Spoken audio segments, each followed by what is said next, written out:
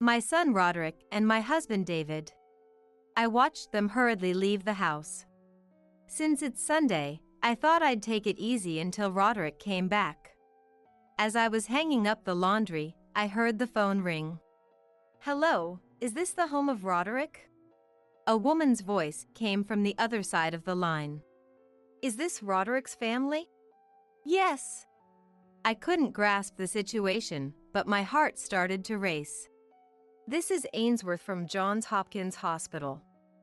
Roderick has been in an accident and has been brought here for emergency treatment." I felt my vision blur.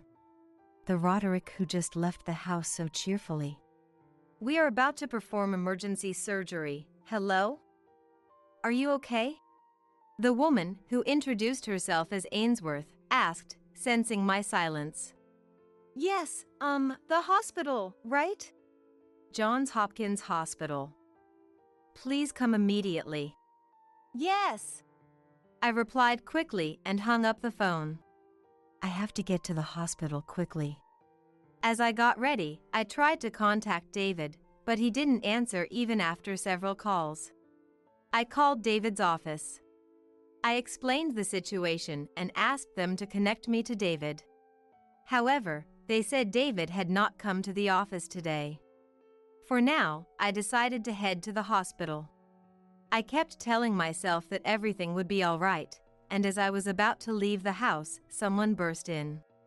I was so surprised that I couldn't recognize who it was at first. "Mom, I forgot my sandwich." Seeing my surprise, Roderick looked at me with concern. "Mom? Did I surprise you by coming back suddenly?" A swirl of emotions flooded through me. "Mom!" Tears began to fall from my eyes. "Mom? What's wrong?" My name is Jeannie.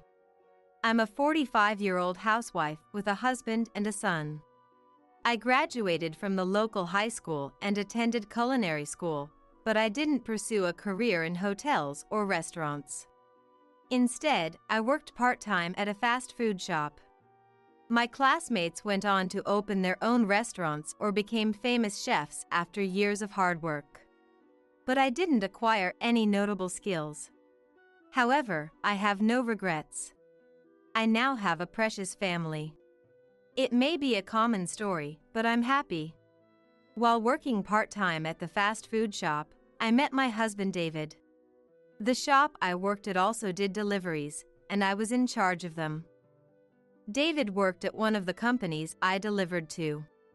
Since David ordered fast food almost every day, I assumed he was single, but I never imagined he would ask me out. Seeing my confusion when he asked for my contact information, David handed me a piece of paper with his number on it. Even then, I didn't know what to do and didn't contact him. I thought things might become awkward, but David's attitude didn't change, so I gradually started to be aware of him. One day, when I went to deliver as usual, I didn't see David, and I realized I felt lonely. After a week of not seeing David, I decided to text the number he had given me. "I haven't seen you lately. Are you all right?" Even though it was just one sentence, I remember being extremely nervous. Will I ever get a reply? Maybe he doesn't even think about me anymore. While I was thinking that, a reply came late at night. It was nothing special. He had just been on a business trip. "I'll be back at the office next week, so please get me some delicious fast food then." Even though I wasn't the one making it, I felt happy. I couldn't wait for the short 2-day weekend to end and for Monday to come. And then, Monday. I took extra care in getting ready that day.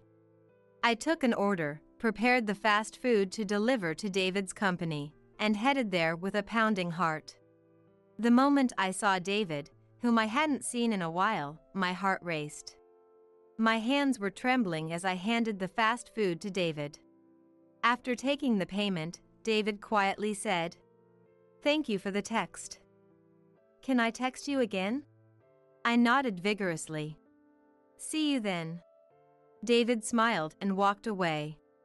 Watching his retreating figure, I realized I had fallen in love with him. From then on, David and I started keeping in touch, eventually dating, and then getting married. After our wedding, I continued working part-time for a while but quit when I became pregnant. Thus, I became a housewife, and my days were filled with household chores for my husband and our son, Roderick. It wasn't easy, but I found it fulfilling. Roderick grew up healthy, and we became a picture-perfect happy family. It was around the time Roderick started middle school. David, who had been earning enough to support me and Roderick, got news of another promotion. Assistant director, they say. David mentioned with a sigh during our usual evening drink. That's amazing! While I was delighted, David seemed troubled. Aren't you happy? Since I had never worked in an office, I thought promotions were something to be happy about, but maybe it wasn't so simple. Well, yeah, I'm happy, David murmured, looking somewhat lonely. I'm sorry, I got excited all by myself. There must be something I don't understand. I thought it wasn't something to delve into deeply. Then David slowly began to talk. I'll be even busier. More business trips too. His voice was almost like a child's, seeking comfort. I'll miss you. Was he worried about me? Before we got married, David's job was quite demanding, with frequent business trips, overtime, and working on weekends. And I often expressed my loneliness. It wasn't just because I was young. I had made David worry a lot. Despite that, David's sincere responses eventually made me feel secure, and I became okay with not seeing him for days. David still remembered those times and sometimes checked my expression. Oh, I'm fine now. I have Roderick too. I tried to sound as cheerful as possible. No matter how busy you are, I'll be here waiting for you, and I'll keep this home a place where you can always feel at ease. I see. Finally looking at me, David smiled. Sensing my determination, David said nothing more. Later, David's promotion was confirmed, and we celebrated at home. Roderick was happy too, and seeing David's relieved face, I felt at ease and made a new resolve. I will make our family bond even stronger. I thought so. Ever since David got promoted to assistant director, he had been working weekends and taking short business trips. But life hadn't changed much. However, soon he started going on long business trips far away. Every time he came home, David was exhausted and often went straight to bed without eating. If he was like this at home, how was he managing on his trips? Was he eating properly? Was he getting enough sleep? While David was away, I couldn't stop worrying. But David texted and called every day, so I didn't let my anxiety show. Besides, on his days off, he would go fishing with Roderick or make time for family. And I felt that David was trying to prioritize his family. I have to accept and support David no matter what. That's what I thought. By the time I got used to David's long trips, Roderick had started high school. This would probably reduce my burden a little. To avoid worrying David and to enjoy my own time, I thought about starting a new hobby. Just as I was thinking that, the phone in the house rang. It was 8 p.m. Roderick was still out at his club activities. Could it be David calling from his trip? Why was he calling the house instead of my cell phone? Hello. I answered the phone cheerfully. But there was no response from the other end. Hello? I called out again, puzzled. Still, there was no sound from the other end. Prank calls even now. I sighed and hung up the receiver. Then, I heard a clattering sound from the yard. When I looked out into the yard, I saw an empty can rolling around. Our yard is fenced, so unless someone threw it, there shouldn't be an empty can rolling in. Not even on windy days did this happen. That was the end of it for that day, but but silent calls and trash thrown into the yard continued occasionally.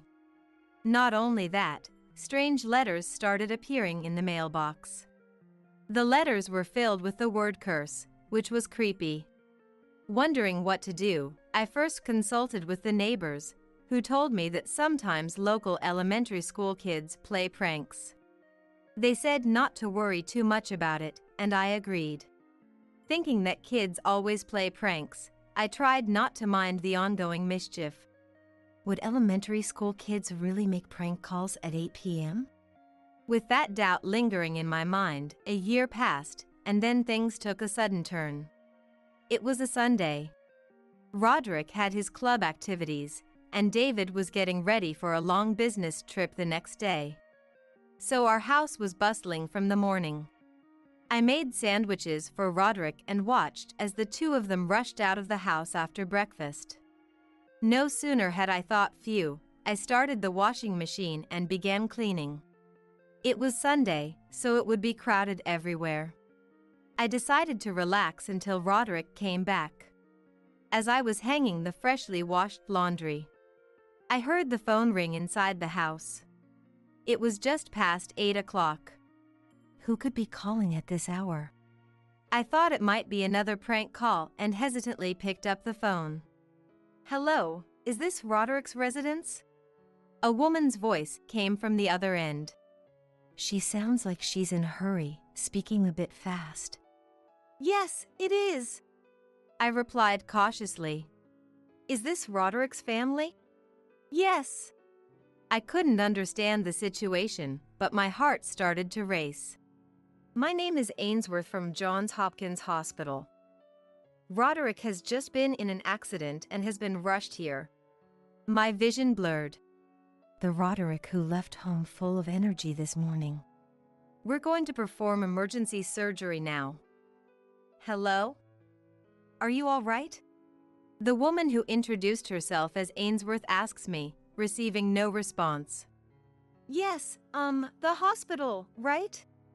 Calm down, me. I try to tell myself, but it's not working. Noticing my confusion, perhaps used to situations like this, Ainsworth speaks to me in a calm voice. Johns Hopkins Hospital. Please come immediately. Yes. I reply hastily and hang up the phone. I understand the situation, but my emotions can't keep up. But I have to get to the hospital quickly. As I get dressed, I call David. I know I need to stay strong, but this is too big to handle alone. And Roderick is in a critical condition. I didn't want to worry David, but not telling him seemed wrong. Despite my internal excuses, I simply wanted to hear David's voice to ease my anxiety.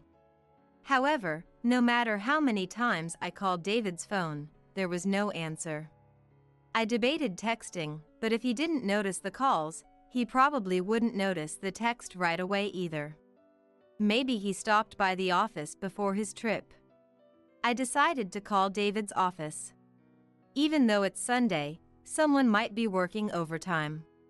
I explained the situation to the person who answered and asked them to pass the message to David. But to my shock, David hadn't gone to work and had no business trip planned.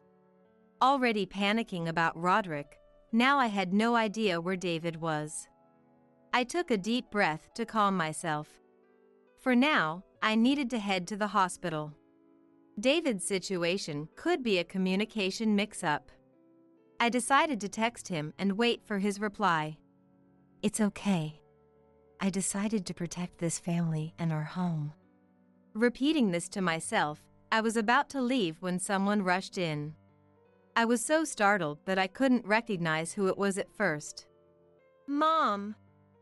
I forgot my sandwich! Noticing my shock, Roderick looked at me with concern. Mom? Did I scare you by coming back suddenly? Confusion, relief, doubt. Various emotions swirled within me. Seeing Roderick's face, I started to calm down. Roderick was right in front of me. I cupped his face with my hands to confirm. Tears fell from my eyes. Mom? What's wrong? Seeing Roderick's panic made me smile. Roderick was okay. I slowly began to regain my composure. I told my club I'd be late, so I've got time. What happened? Seeing my tears, Roderick was concerned. When did he grow so big and kind? As I thought that, I explained about the call I received this morning. I was in an accident, but I'm so full of energy, Roderick said, jumping up and down to show it. He was trying to make me laugh and reassure me. For now, how about calling the hospital to check? It could be someone else with the same name. Roderick has always been such a responsible kid. I walked towards the living room, where the phone is, accompanied by Roderick. I dialed the number of the hospital that I had noted down earlier. Earlier, I received a call that Roderick had been taken to the emergency room. I'm his mother. I tell the woman who answers the phone. Now, what was the name of the person who called me earlier? As I try to recall, the hold music stops, and the woman's voice comes back on the line. Thank you for waiting. I'm sorry, but we have no record of anyone named Roderick being brought in. What? I exclaim in surprise, my voice sounding strange. I apologize briefly to the woman on the phone and hang up. So, the hospital said they didn't know anything about it, huh? Roderick sighs. I'm sorry. I was really panicking. I start to feel apologetic. No, Mom, it's not your fault. If you heard that I was taken to the hospital, of course, you'd be surprised. Actually, I'd be sad if you didn't worry. Roderick is smiling. But still, why would someone make such a prank call? Could it be some kind of scam? Roderick seems to be analyzing the situation calmly. Please, stop. Anyway, I'm just glad you're okay. Feeling more at ease, I moved towards the front door to see Roderick off once again. Here, take this sandwich. You said you'd be late for your club, so you don't have time to dawdle. However, Roderick just looks at me, not moving. Roderick? What's wrong? I'm fine now. Before I can finish, Roderick interrupts. Isn't there something else that's bothering you? His eyes lock onto mine, and I feel I can't escape.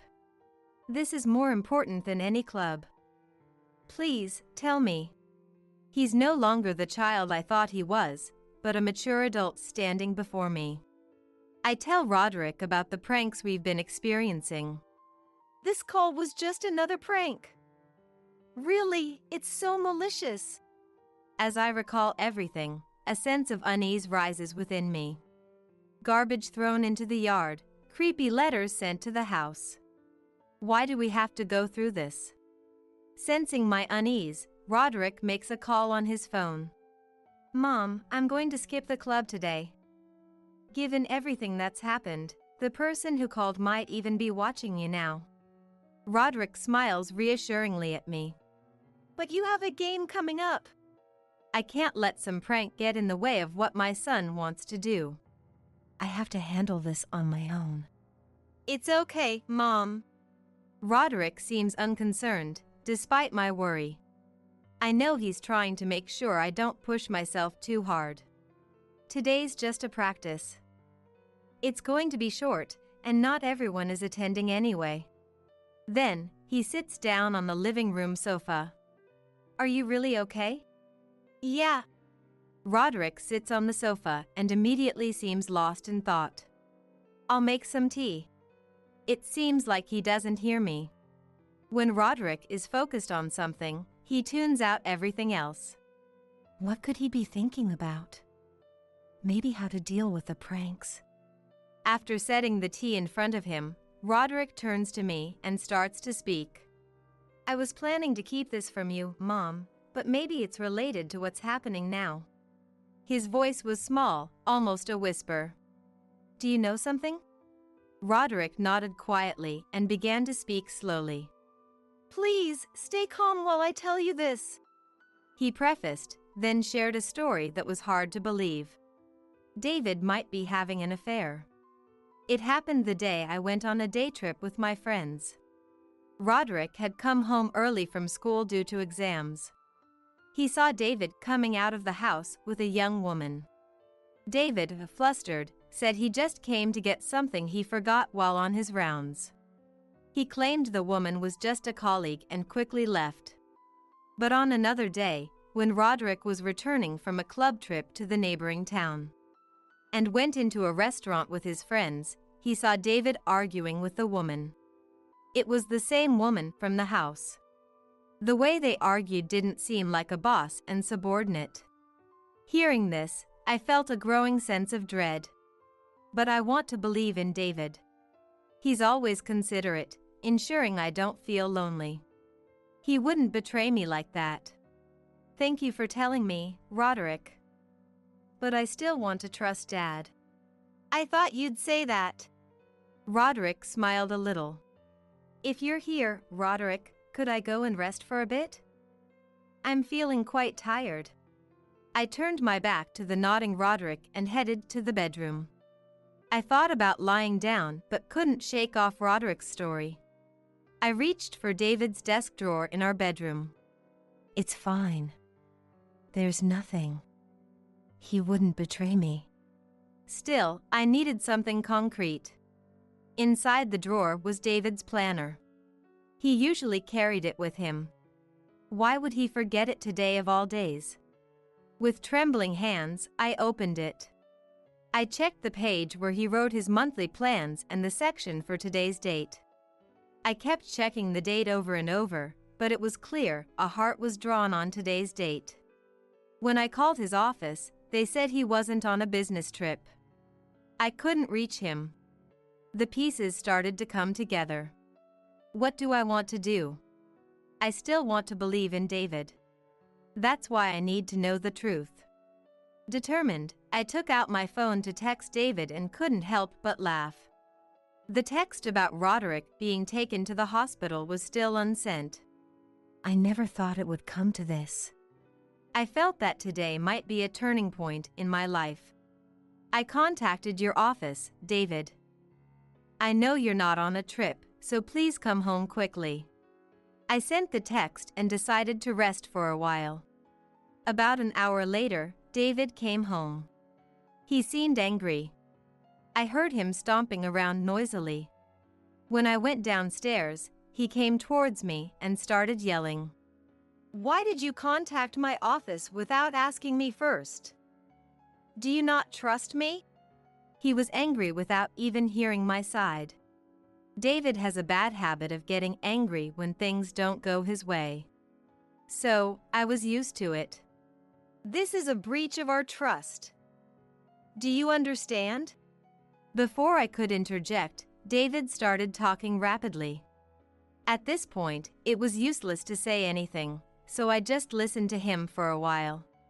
Eventually, he seemed to calm down, and David grew quiet.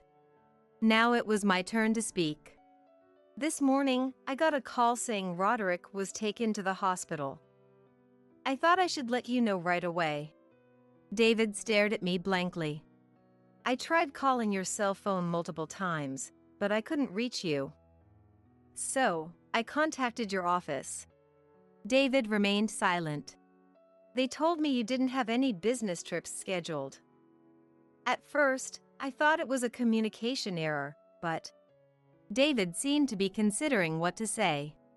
You came back because it would be problematic if your office was contacted, right? So, where exactly were you planning to go from today? I pressed him hard.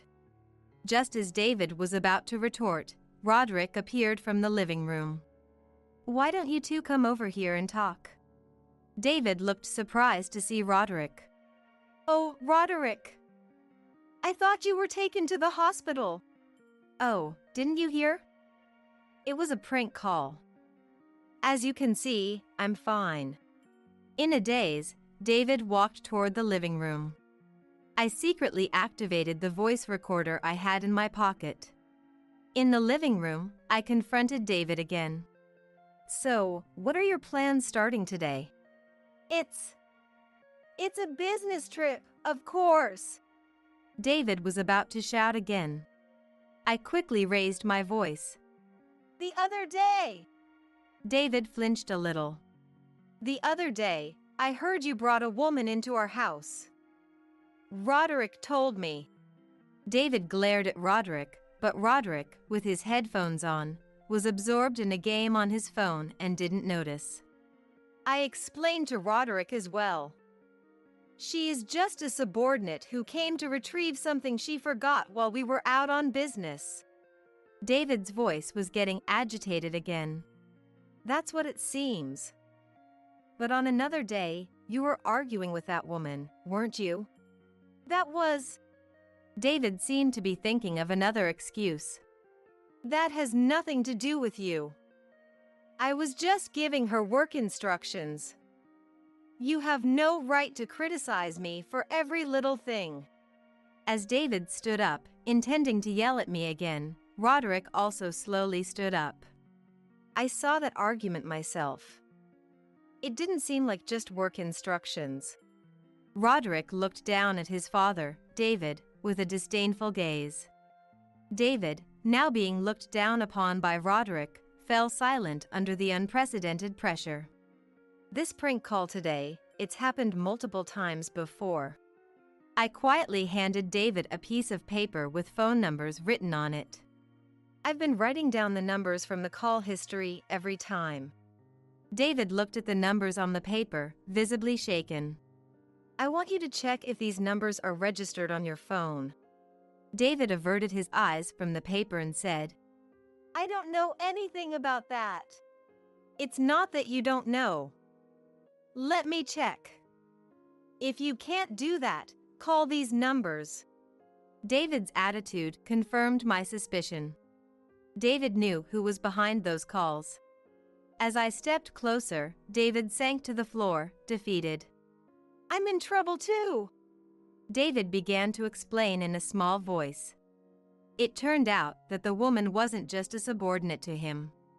She had a family, and they had been involved in a relationship where they both understood the boundaries.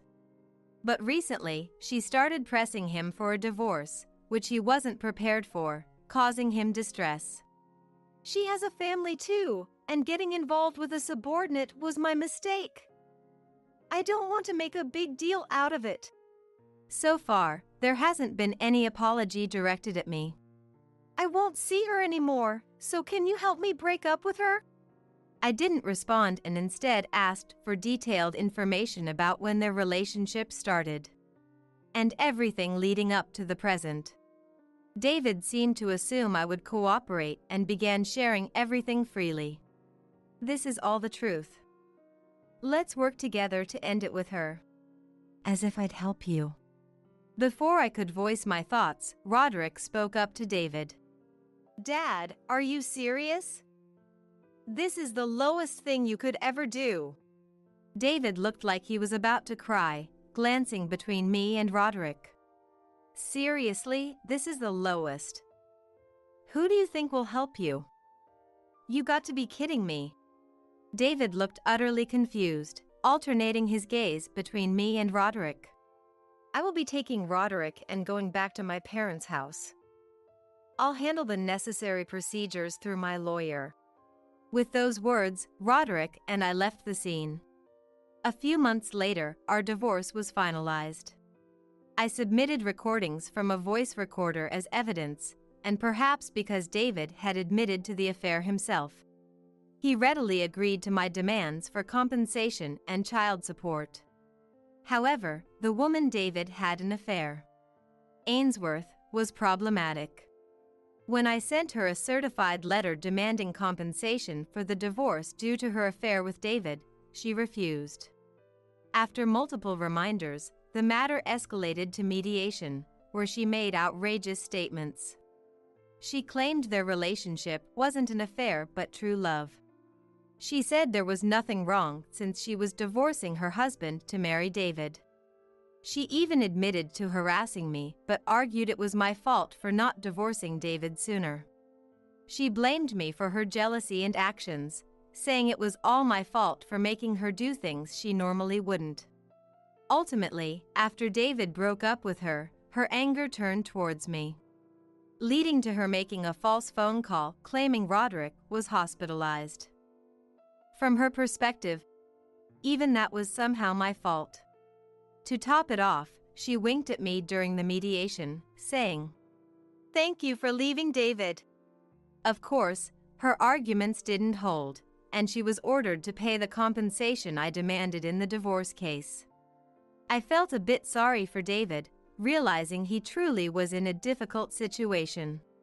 Even her husband demanded compensation in their divorce, but she boldly stated, "Why should I pay? If anything, I should be receiving compensation for wanting the divorce."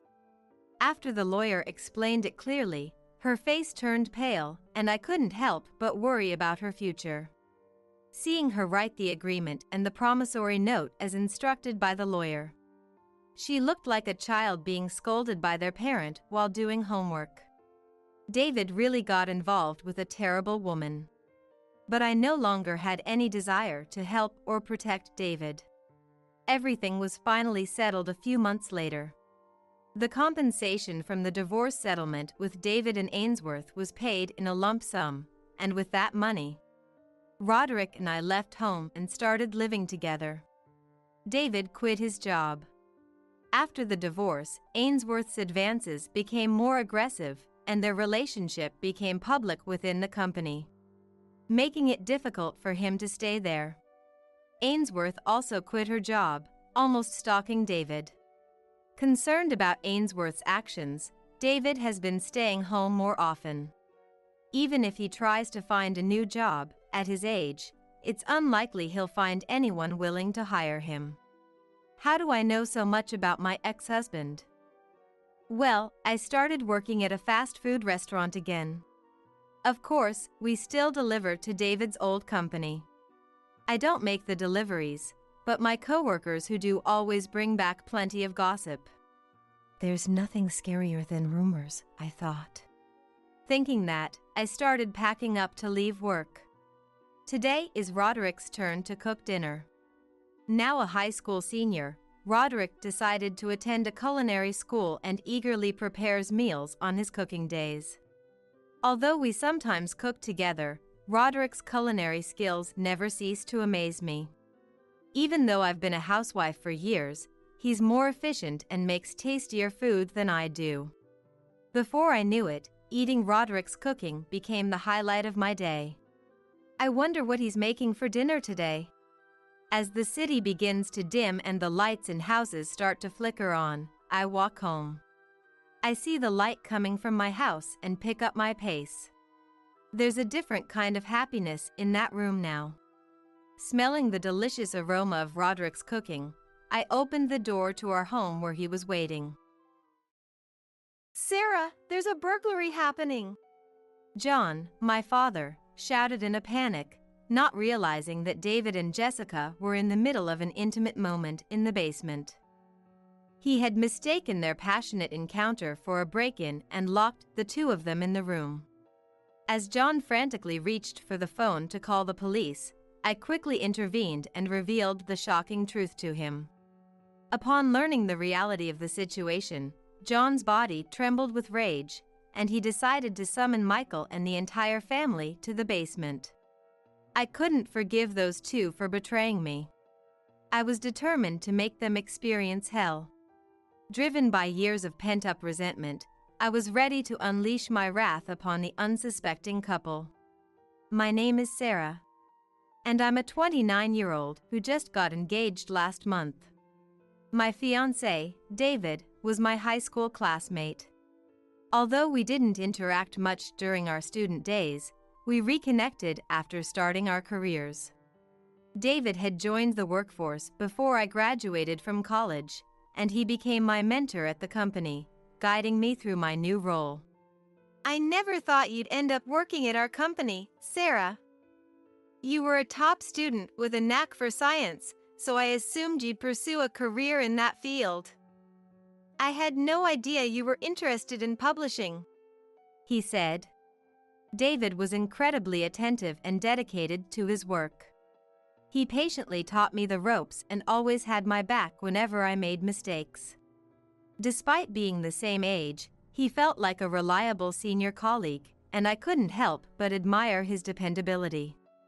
David, you've really changed. Back in high school, you were more timid and unreliable. But now, you're completely different. You're so dependable that it's hard to believe we're the same age, I remarked. When I first joined the company, I addressed David by his last name. He did the same with me, and no one could have imagined that we would become so close. Hey, calling me timid is a bit harsh. But I guess I was more introverted back in high school, so I can't blame you for thinking that, he admitted. Everything changed during the welcome and farewell party for new employees. By chance, David and I ended up sitting next to each other, and he struck up a conversation with me. We bonded over nostalgic memories of our student days and discovered that we shared similar interests. Before we knew it, we started hanging out for drinks after work, and soon enough, we were on a first-name basis. As we spent more time together outside of work, I learned that David had an even greater love for books than I had imagined, and that he once aspired to be a novelist. Remember how I used to sit at my desk and write during breaks in high school? I was working on a novel to submit to publishing companies, he revealed. His words triggered a memory of David being honored at a school assembly. The quiet young man who sat at the edge of the classroom had achieved such an incredible feat. It was impossible not to be drawn to him. I was honored at that assembly because my novel had won the grand prize, he explained. I had never been particularly interested in novels. However, the thought of that shy young man pouring his heart and soul into a piece of writing piqued my curiosity. I wanted to see the work he had dedicated so much time and effort to create. And so, driven by mere curiosity, I decided to read his novel. As I delved into the pages, my perspective was completely transformed. The captivating storyline and the masterful craftsmanship left me utterly spellbound. From that moment on, my perception of him completely changed. I abandoned my plans to pursue a career in science and set my sights on working for a publishing company instead. My twin sister, Jessica, who had been following in my footsteps to study science, relentlessly complained about my decision. Why did you give up on that major tech company, Sarah? Didn't you say you were considering working there? She questioned, her voice laced with disbelief and frustration. Unlike me, Jessica was a flashy and attention-seeking individual. She belonged to the popular clique in our class, and I often found myself serving as her plain and unremarkable sidekick. When you compare Sarah to Jessica, Jessica looks like a total catch, I overheard our classmates gossiping. I know, right? She's got a great body, and her face is so stunning that it's hard to believe they're actually twins. Sarah's not bad, but Jessica is just too cute to even notice her. Another chimed in, their words dripping with admiration for my sister and dismissal of my own appearance. If I had to choose, I'd definitely go for Jessica. Sarah seems more like a good friend than a girlfriend, you know? A third voice added, cementing my position as the inferior twin in their eyes. Day after day, I endured being compared to Jessica and treated with disdain. Even our parents favored Jessica for her good looks, and our mother, Emily, was particularly blatant in her preferential treatment. While I could only gain attention through my academic achievements, Jessica was showered with praise for the smallest of actions. A little help with household chores earned her glowing compliments, and a mere smile elicited gushing exclamations of how adorable. I found myself both envious and exasperated by the constant fawning over Jessica. The first time I truly recognized the stark contrast in our treatment was back in elementary school. Since Jessica and I shared the same birthday, we always celebrated together. everyone would rush to congratulate Jessica, while my own birthday wishes always came as an afterthought. Emily was especially cruel in this regard. Happy birthday, Jessica. Oh, and you too, Sarah. You should try harder in your studies, she would say, her words devoid of any genuine warmth towards me. While Jessica basked in the exclusive attention and congratulations from Emily, I was left feeling neglected and yearning for my mother's approval. Determined to earn Emily's praise, I threw myself into my studies with a newfound fervor. Miraculously, I managed to achieve a perfect score on a test, a feat that filled me with pride and hope. If I show this to Emily, surely she'll, I thought to myself, my heart swelling with anticipation. That day marked our 10th birthday party, a celebration for both Jessica and me. I figured that if I showed Emily my test results before the party began, I might finally receive the congratulations I so desperately craved before Jessica could steal the spotlight once again. With my chest puffed up with excitement, I made my way to the kitchen, only to be greeted by a shocking scene that stopped me dead in my tracks. Hey, Mom! Look at this! Jessica got a 90 on the test. My sister's voice rang out, her tone dripping with pride as she waved her test paper in front of Emily's face. To my utter disbelief, Jessica had beaten me to the punch, presenting her own test results first. Normally, Jessica's grades hovered around or below average, so scoring a 90 was an impressive feat for her. There was no way Emily would pass up the opportunity to shower her with praise. And just like that, the congratulatory words I had longed to hear were bestowed upon Jessica instead, leaving me once again overlooked and overshadowed by my twins' achievements. Jessica is such a hard worker. Maybe I should add an extra turkey to today's birthday party. Or is there a toy you'd like as a reward? We could go shopping for it on your next day off, Emily gushed, her eyes sparkling with pride as she lavished praise upon my sister. Emily, I worked hard on the test too. Look, I stammered, frantically waving my perfect score in front of her face, desperate for a shred of recognition. But the moment Emily's gaze fell upon my test, the smile vanished from her face, replaced by a cold, stern expression that sent shivers down my spine. Don't get carried away with something like that. Studying is the only thing you're good at, so it's only natural that you can achieve this much, right? What are you getting so excited about? You should consider a perfect score as the norm. Don't come reporting to me every single time, she snapped, her words cutting through me like a knife. Shocked and at a loss for words, I stood there, my heart sinking into the depths of despair. At the same time, a burning hatred for Jessica began to consume me from within. We were supposed to be twins, yet Jessica was praised so easily while I was treated as if my accomplishments were nothing more than a given, met with cold, dismissive glances. Why was I the only one who had to endure this kind of treatment?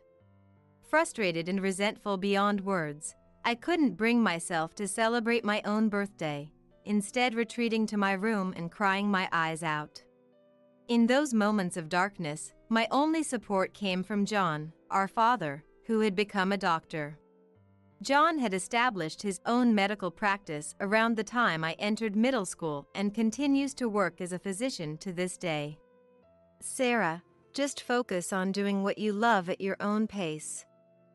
You don't have to listen to what your dad or mom say about your life, you know? He reassured me, his words a soothing balm to my wounded soul. In the comforting embrace of John's arms, I finally let go of all the pain and sorrow I had been holding back, sobbing uncontrollably as I poured my heart out to him. As long as I had John by my side, I decided that would be enough. I resolved to stop seeking love and approval from Emily, steeling my heart against any further disappointment. It was in that moment of clarity that John's voice interrupted my thoughts. Sarah, take a look at this. There were dandelions blooming by the side of the road. Isn't that amazing? He exclaimed, his eyes wide with childlike wonder. You see, John had a tendency to be quite out of touch with common sense. He would confidently point at a sunflower and call it a dandelion, or spot a coyote and shout about a squirrel sighting.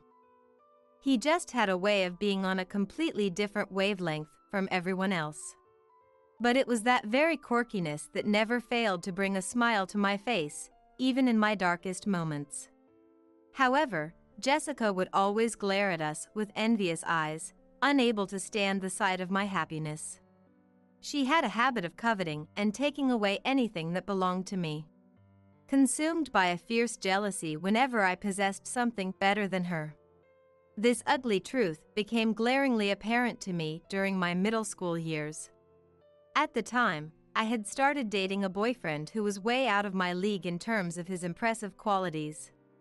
He was academically brilliant and excelled in sports, the kind of guy I never thought would give me a second glance. When he confessed his feelings for me, I was so shocked that I thought I must be dreaming. I fell for you because of how diligently you studied, even during breaks. While everyone else was goofing around, you ignored them and kept working hard. I thought that was really cool. I didn't want to lose to someone like you, Sarah, so I've been studying like crazy to maintain my grades. He admitted, his cheeks flushed with embarrassment as he shared his admiration for me. His words filled my heart with a warm, fuzzy feeling, and I couldn't help but fall even deeper in love with him. Thanks to his influence, I finally learned to embrace and appreciate the studious side of myself. I vowed to cherish and treasure our relationship, determined to make it work. But just as I was basking in the glow of our newfound happiness, Jessica had to come along and ruin everything. I'm sorry. I kissed Jessica. My boyfriend confessed, his voice heavy with guilt and regret. His sudden confession left me speechless, my mind reeling as I struggled to process the words that had just left his lips.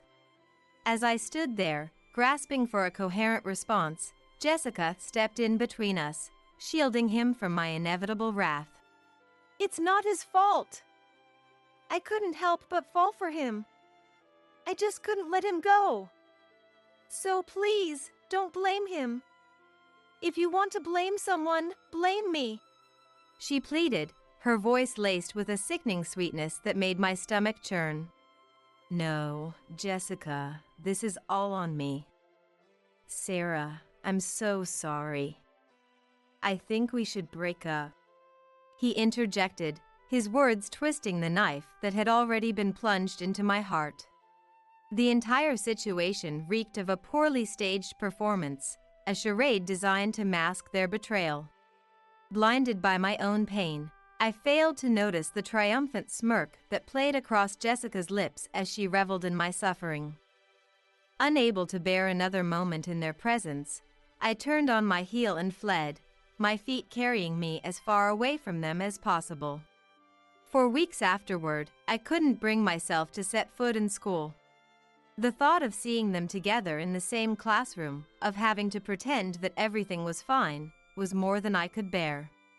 It wasn't until I had finally managed to regain some semblance of composure that I found the strength to return. As fate would have it, I overheard a conversation between Jessica and our classmates that shattered any remaining illusions I might have had. Damn, Jessica's a real piece of work, stealing her sister's boyfriend like that. Who does that? That's just messed up. One of them remarked, his voice dripping with disgust. But it pissed me off, you know? Like, how could Sarah, with her inferior looks, manage to snag such a high-quality boyfriend? It just didn't sit right with me. Jessica retorted, her words laced with venom. I mean, Jessica's way cuter and prettier. That's the only reason I took him. If he had noticed Jessica from the start, there's no way he would have fallen for Sarah. Another classmate chimed in, her tone laced with a cruel amusement. Dude, she's scary. I don't ever want to get on her bad side. A third voice added, a nervous chuckle punctuating his words. As I watched Jessica laughing crudely with the boys, a sense of utter despair washed over me. It was clear that she had never truly cared for him at all. Her actions had been driven by nothing more than pure jealousy, a spiteful desire to rob me of the happiness I had found. I tried to tell my ex-boyfriend the truth, to make him see the kind of person Jessica really was. But he refused to listen, instead choosing to confront Jessica with my accusations. From that moment on, until the day I graduated middle school, I found myself the target of Jessica's relentless bullying and harassment. I had hoped that graduation would finally grant me the freedom I so desperately craved. But just as I was beginning to allow myself to dream of a brighter future, a new wave of despair came crashing down upon me. Jessica, it seemed, had decided to enroll in the same high school as me. Despite her initial plans to attend a different school, she had somehow caught wind of my choice and, like a malevolent shadow, had followed me there. My ex-boyfriend, who had chosen to attend a different high school, had outlived his usefulness and been promptly discarded by Jessica. From that point on, I resigned myself to a life of mediocrity, going through the motions day after day with no real sense of purpose or drive. It wasn't until I witnessed David's unwavering dedication and passion that something began to stir within me once more. Thanks to his influence, I found the courage to pursue my dreams, and to my amazement, I was offered a position at the publishing company I had always aspired to work for. Emily was furious when she learned that I had changed my career path without her consent, but John's intervention saved me from being thrown out of the house altogether. As my savings grew and my relationship with David blossomed, I finally felt ready to break free from Jessica's toxic influence once and for all. With David by my side, I took the leap and started a new chapter in my life, moving out on my own and leaving the past behind me. And so, after 5 years of being together, David and I decided to get engaged. When I introduced him to my parents to seek their blessing, their response was even more enthusiastic than I had anticipated. Emily, in particular, took an immediate liking to David, and the two of them engaged in lively conversation, their laughter filling the house with a warmth that had been absent for far too long. As they chatted away merrily, Jessica sat in the corner, her eyes narrowed in jealousy as she watched the joyful scene unfold before her. From that day forward, David became a frequent visitor to our home. My parents grew to love him like a true son, and he was even invited to join our extended family gatherings for Christmas. Why don't we invite David's parents and relatives too? My dad and mom love having a big, lively crowd around, so I'm sure they'd be thrilled. John suggested, his eyes twinkling with excitement. My paternal grandmother, who had been running a restaurant, had recently announced that she would be closing down the business that winter. As a final hurrah, the entire family had planned to come together for one last celebration, a Christmas party that would double as a tribute to my grandparents and all they had accomplished. Initially, David's parents had been hesitant to join, not wanting to impose, but with a little encouragement from my grandparents, they eventually agreed to come along. With David's relatives also in attendance, that year's Christmas party was a grand affair, filled with more people than ever before. Do you think we have enough drinks? If we run out, I can always make a quick run to the store. Just make sure to tell David and the others not to hold back, okay? Emily fretted, her brow furrowed with concern. It's all right, Emily. I heard some of David's relatives are bringing plenty of their own drinks, so there's no need to worry. I reassured her, placing a comforting hand on her shoulder. Having only ever had serious conversations with Emily about my studies, I found myself feeling nervous at the prospect of engaging in casual chatter with her. But as my relationship with David deepened, Emily began to take a more active interest in my life, and we found ourselves talking more and more. It was through these conversations that I discovered just how much of a worrier Emily truly was. Despite having meticulously planned every detail in advance, she would still find herself fretting and fussing on the day of the event, her nerves getting the better of her. Seeing this unexpected side of her helped to ease some of the tension I had always felt in her presence. On the day of the party, Emily was her usual restless self, bustling about as she made last-minute preparations. As I worked alongside her, she suddenly paused and smiled wistfully. Come to think of it, you were always right there by my side, worrying about me. She mused, her voice tinged with nostalgia. What? I asked, caught off guard by her sudden declaration.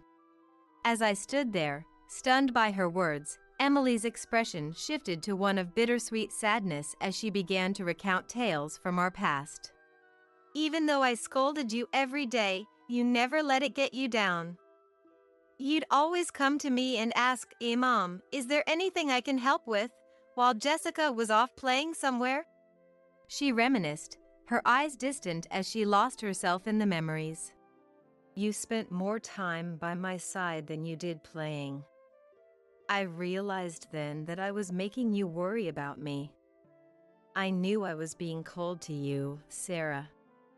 I knew I was doing a terrible thing.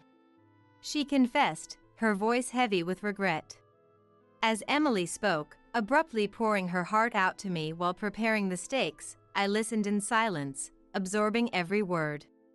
At first, I was strict with Jessica. She was the older sister, but she was always taking things from you, wasn't she?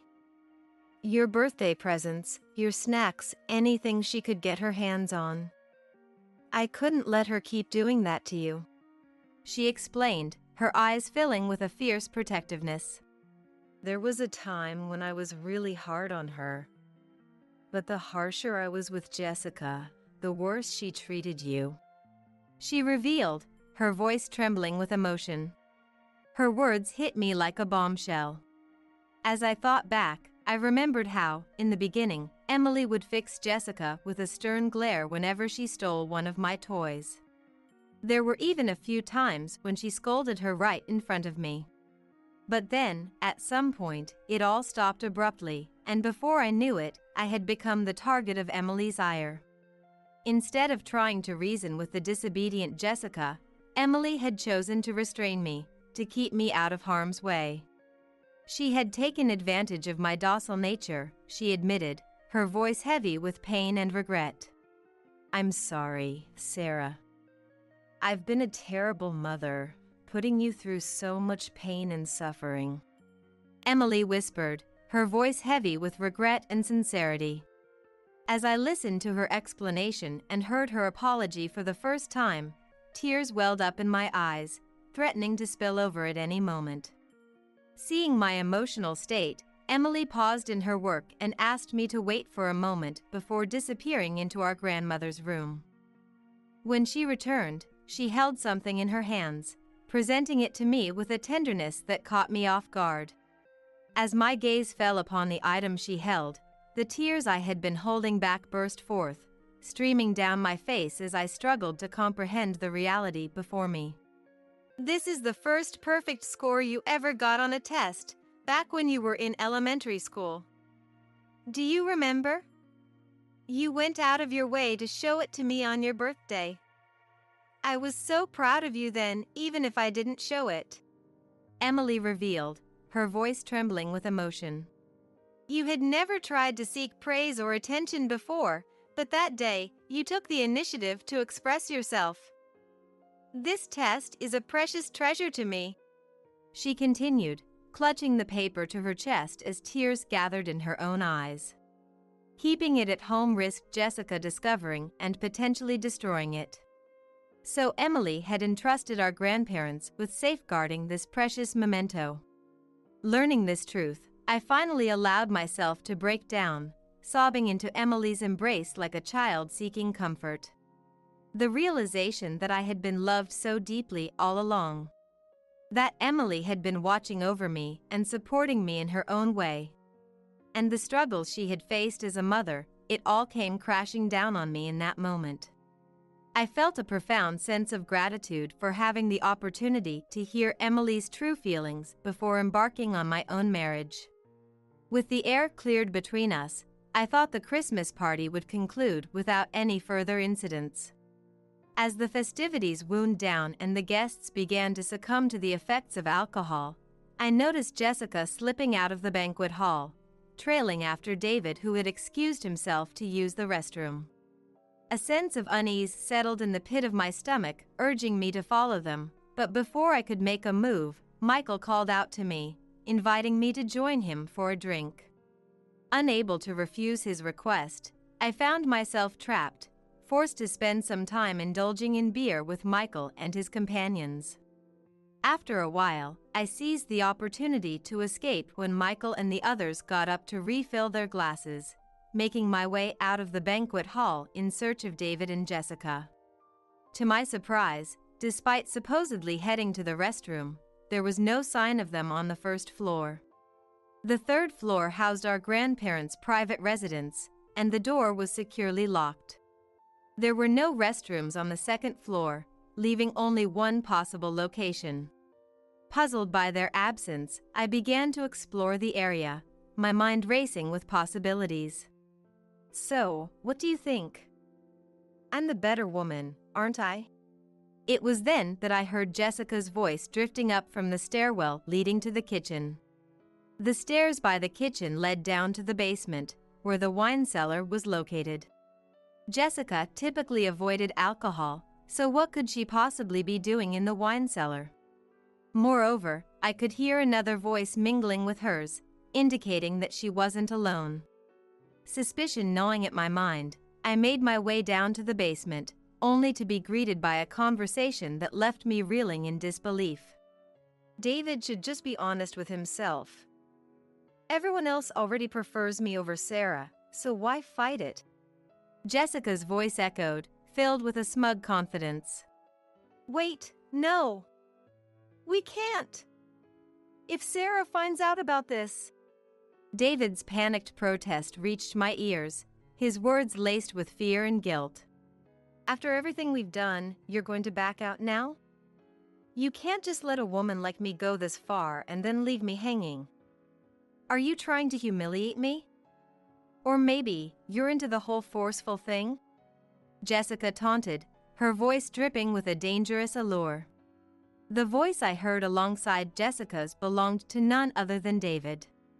Unable to process the unbelievable situation unfolding before me, I stood frozen in front of the door, my mind reeling with shock and disbelief. I knew I needed to see for myself, to confirm what was happening inside, but the fear of what I might discover kept me rooted to the spot, unable to muster the courage to push the door open. Gradually, the sound of Jessica's nasally voice and David's heavy breathing grew louder, and a wave of despair washed over me, plunging my world into darkness. The David I had trusted so completely, the man I had placed all my faith in, was no different from my ex-boyfriend in the end. He had succumbed to Jessica's scheming, just as she had planned all along. Faced with this harsh reality, any love I had felt for him evaporated in an instant. In the end, David is just like the rest of them. I muttered to myself, a hollow smile playing across my lips as I sank to the ground, my legs no longer able to support my weight. I had truly believed that David loved me unconditionally, that his devotion to me was unshakable, but here he was, so easily ensnared by Jessica's charms. It was pathetic, really, and I couldn't help but laugh at the absurdity of it all. It seemed that no matter who they were, the moment Jessica entered the picture, men were helpless to resist her allure. No one truly cared about me, no one valued me for who I was.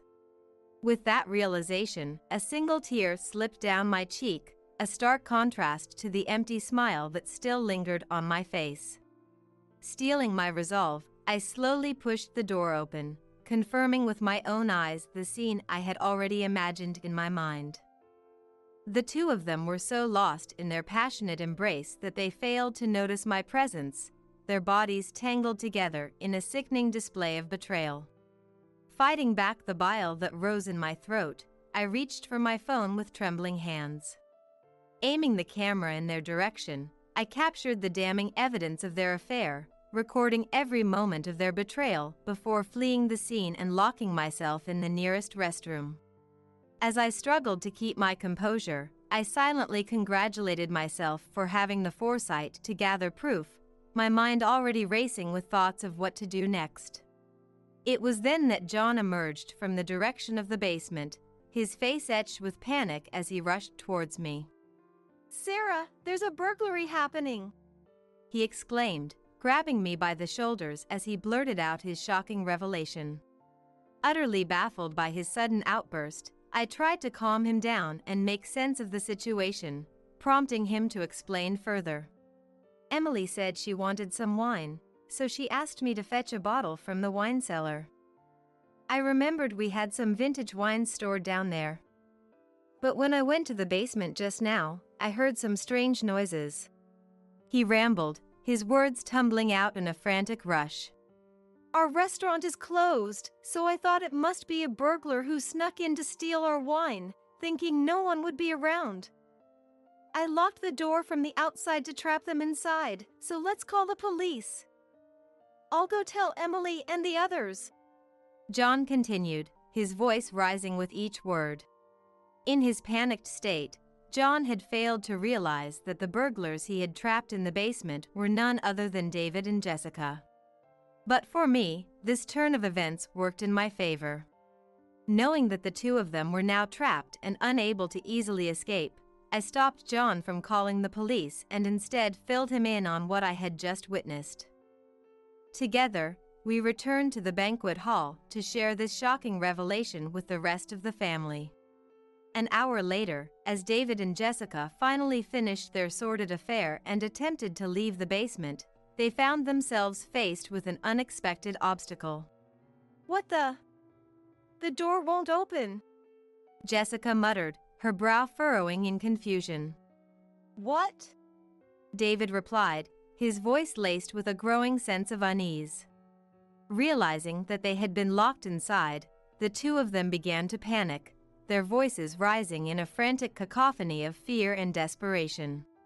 Seizing the moment, I flung the door open with a force that startled them both, my eyes blazing with a fury that could no longer be contained. "David, what the hell do you think you're doing?" As the two of them emerged from the wine cellar, they were greeted by the sight of Michael and the rest of the family, all glaring at them with a mixture of shock and disgust. "Dad? What are you doing here?" Jessica stammered, her face draining of color as she took in the sea of angry faces before her. "Don't give me that bullshit. What the hell were you doing in there?" Michael roared, his voice shaking with barely contained rage. Judging by their ashen faces, it was clear that neither Jessica nor David had anticipated the entire family gathering outside the room the moment they stepped out. Unable to comprehend the gravity of the situation, they simply stood there, opening and closing their mouths like fish out of water, unable to utter a single word in their defense. "How do you plan on explaining this situation? Don't even think about trying to claim that nothing happened, because we won't buy it," I said coldly, my words cutting through the tense silence like a knife. At the sound of my voice, Jessica's head snapped in my direction, her eyes narrowing into a venomous glare. "What the hell is going on here? Are you the one who locked us in the wine cellar?" she demanded, her tone dripping with accusation, as if I were the villain in this twisted scenario. Despite the anger bubbling up inside me at her audacity to play the victim, I kept my composure, crossing my arms and looking down at her with a mixture of pity and disdain. "Don't get it twisted. It was John who locked the door, not me. I only heard about the situation from him. More importantly, what were you two doing down here in the first place?" I questioned, my voice laced with a sickening sweetness. You were cozied up together in the wine cellar for over an hour. Could it be that you were engaging in some suspicious activities? I pressed on, relishing in the way their faces paled even further at my insinuation. What? What the hell are you talking about?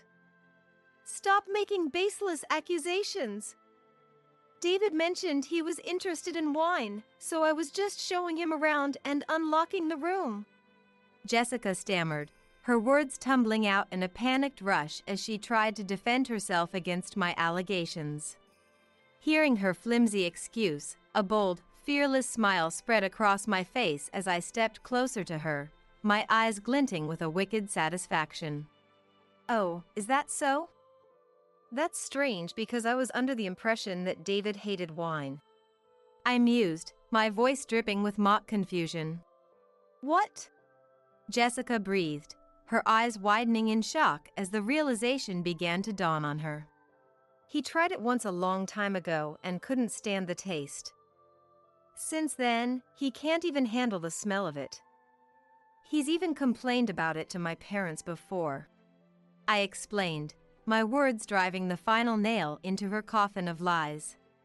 Trapped by her own deceit, Jessica began to panic, her face growing paler by the second as she struggled to come up with another excuse. Beside her, David was visibly sweating, his brow furrowed in concentration as he desperately tried to think of a way to talk his way out of this mess. Unwilling to let them off the hook so easily, I pulled out my phone, ready to deliver the final blow that would shatter any remaining hope they had of escaping this unscathed. If you had been honest from the start, maybe things would be different. But since you're so determined to lie your way out of this, I guess I have no choice. Do you know what this is? I asked, my voice dripping with a sickening sweetness. That's... Jessica gasped, her eyes widening in horror as she realized what I was holding. What the... David choked out, his face draining of color as he stared at the screen in disbelief. There, playing on my phone, was a video of the two of them engaged in their earlier tryst. Their passionate moans and cries of ecstasy filling the air as their faces were clearly visible in the footage. Faced with irrefutable evidence of their betrayal, the two of them completely lost their composure, descending into a full-blown panic. Reveling in their misery, I couldn't help but laugh at their pathetic display, my words dripping with a mocking provocation. I thought you said you were just showing him the wine. What exactly is going on here? I'm just a dumb girl, so I don't really understand. Hey, big sis, care to enlighten me? What were you two doing down here? I asked, my voice laced with a sickening sweetness. No, it's not what it looks like.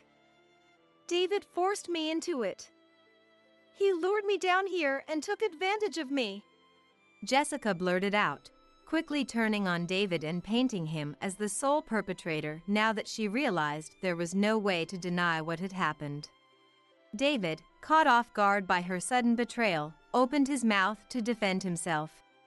And soon the two of them were engaged in a vicious back and forth, each trying to shift the blame onto the other. That's not true. When I went to use the restroom, Jessica followed me and dragged me down here. She kept saying that she's liked me long before Sarah did and started coming on to me.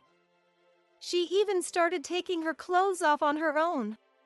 David shouted, his voice trembling with a mixture of fear and desperation.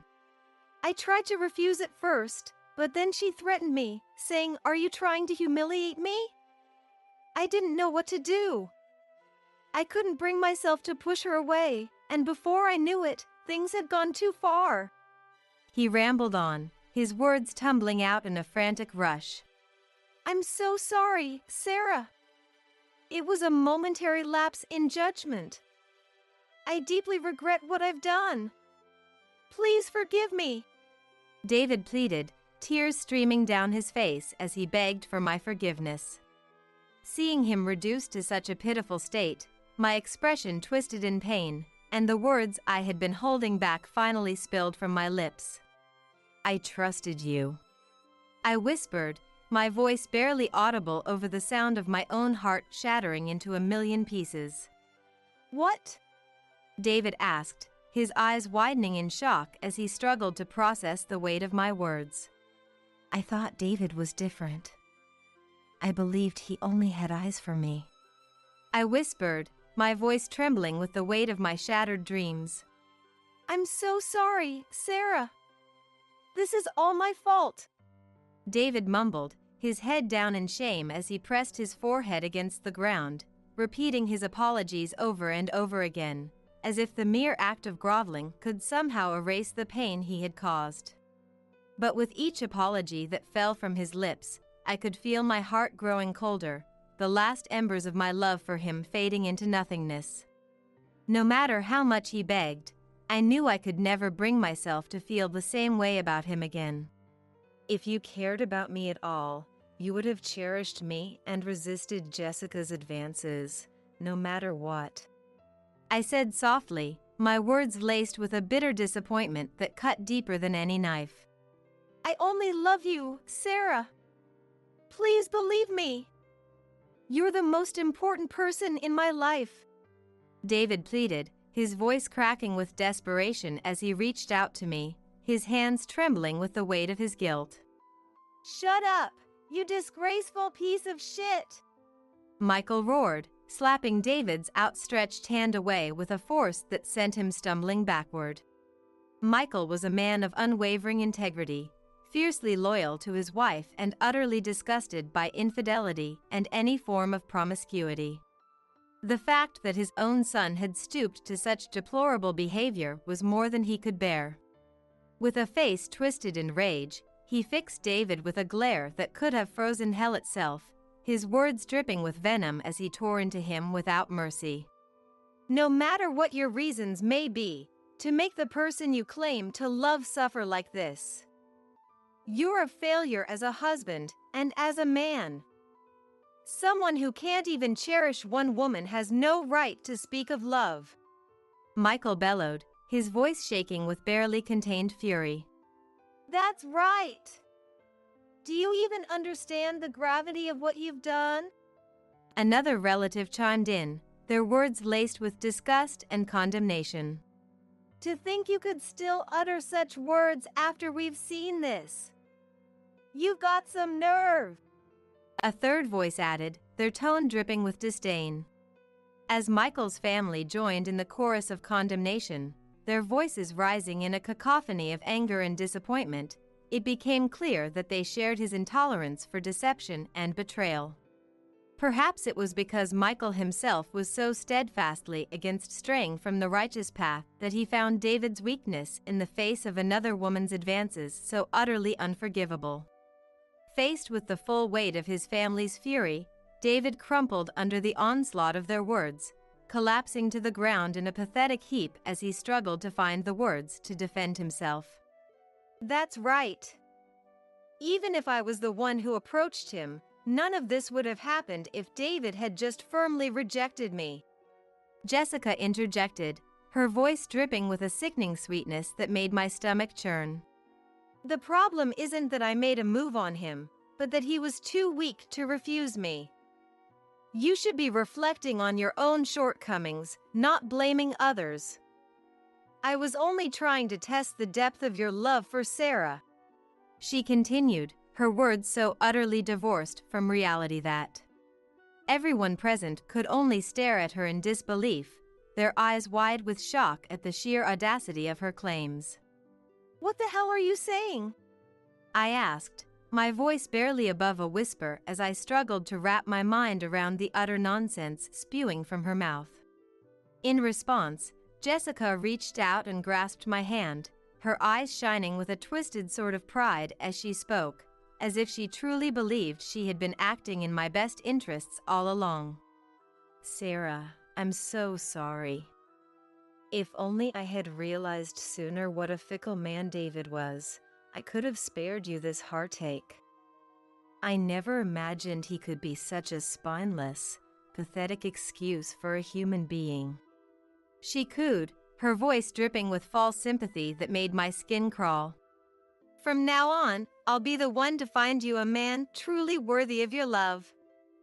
So promise me you won't fall for any more trash like him, okay? Just listen to what I say, and everything will be fine.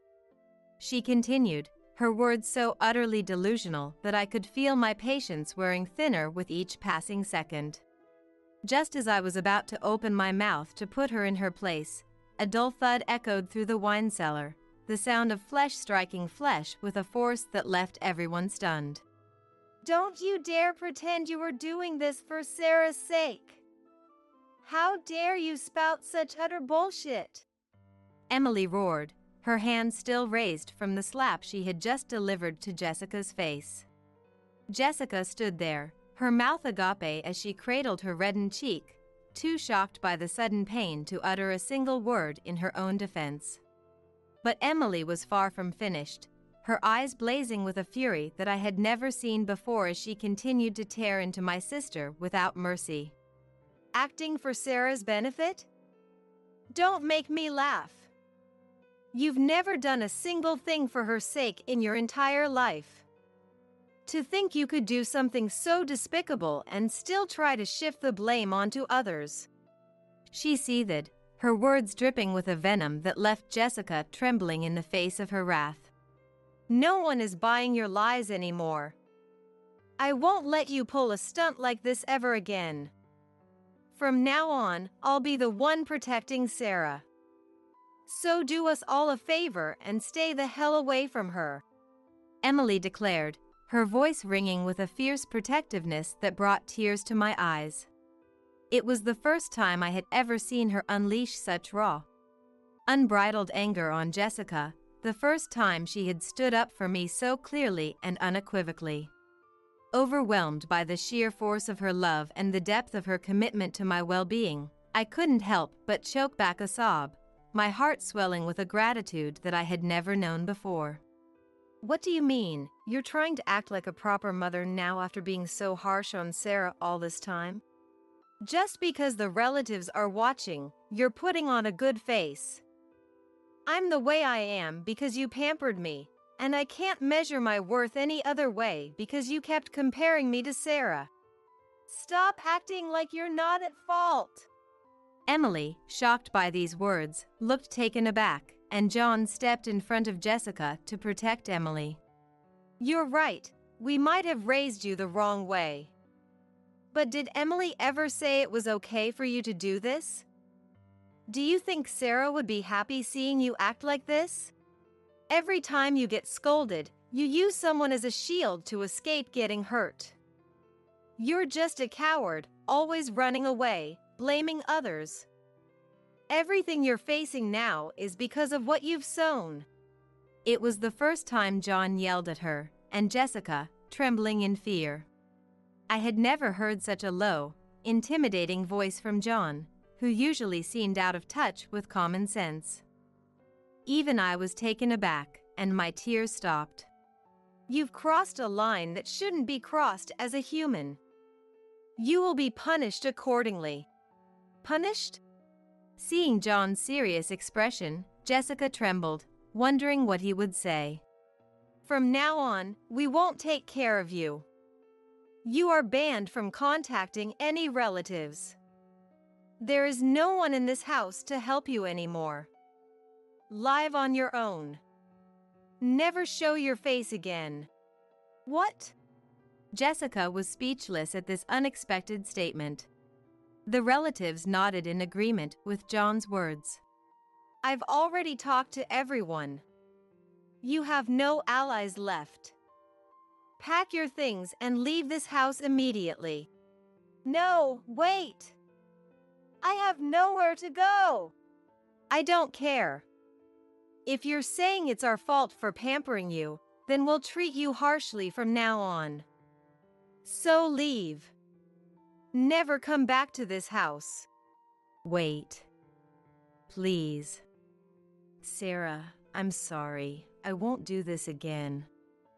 I'm reflecting on my actions. So please, convince Dad and Mom. Don't abandon me. We're the only twin sisters. I don't want such a sad farewell. Please, forgive me? Realizing the gravity of the situation, Jessica cried and apologized, desperately clinging to my sleeve. But my feelings didn't waver, and I shook off her hand. It's too late to cry now. It's disgusting. I've never thought of you as my sister, not even for a moment. What? Neither you nor David should ever appear before me again. If you do, I'll make you see hell. And I'll definitely demand compensation in court from both of you. Don't think you can get away with this by crying. Wait. Please, Sarah. Listen to me. Hearing about the court compensation, Jessica turned pale and desperately reached out to stop me. But my parents blocked her path, and Michael and the relatives glared at her, all of them giving her cold stares. Seeing this, she seemed to give up, and with a powerless drop of her head, I left the scene. Thus, I ended my engagement with David and cut off my sisterly ties with Jessica. After that, I sued Jessica for compensation. As John declared, Jessica was disowned. She was also criticized by all the relatives, which must have taken a toll on her mentally. She didn't talk back. However, when it came time to actually kick her out, she seemed to realize the seriousness and kept begging for forgiveness in front of the house. But no one listened to Jessica's pleas, and the neighbors, disturbed by the noise, called the police. When Jessica heard the police sirens, she got scared and fled the house, seeking refuge at a friend's place. Learning about this, I decided to spread the incident among our classmates and acquaintances to further corner her. I gave her a taste of her own medicine. Consequently, those who knew the details stopped sheltering Jessica, labeled her as a person lacking compassion, and severed ties with her. Jessica is now reportedly living a poor life in the mountains of Dallas. David, too, faced cold stares from high school classmates and lost his friendships. Everyone treated him with caution, keeping their distance to avoid any trouble. Moreover, news of the broken engagement spread among his colleagues, making it awkward for him to continue working, so he quit his job in haste. Lacking any particular skills, he's now struggling to find a new job. However, I have no intention of forgiving him. I sued him for compensation, including the cancellation fee for the wedding venue I had booked, and with Michael's help, I now receive monthly payments into my account. Thus, I succeeded in clearing my ties with both of them. I left the apartment I was living in alone and returned to my parents' house, living happily with them. Hey, Sarah. How about this? I think it would look good on you. Mom, I'm already 30. Just because I couldn't wear it as a child, don't bring clothes with teddy bear patches. Rather, where did you even find that? I'm surprised they make such things for adults. Emily started filling in the lost time with me, and John smiled warmly as he watched us. Seeing the smiles of those two became my happiness.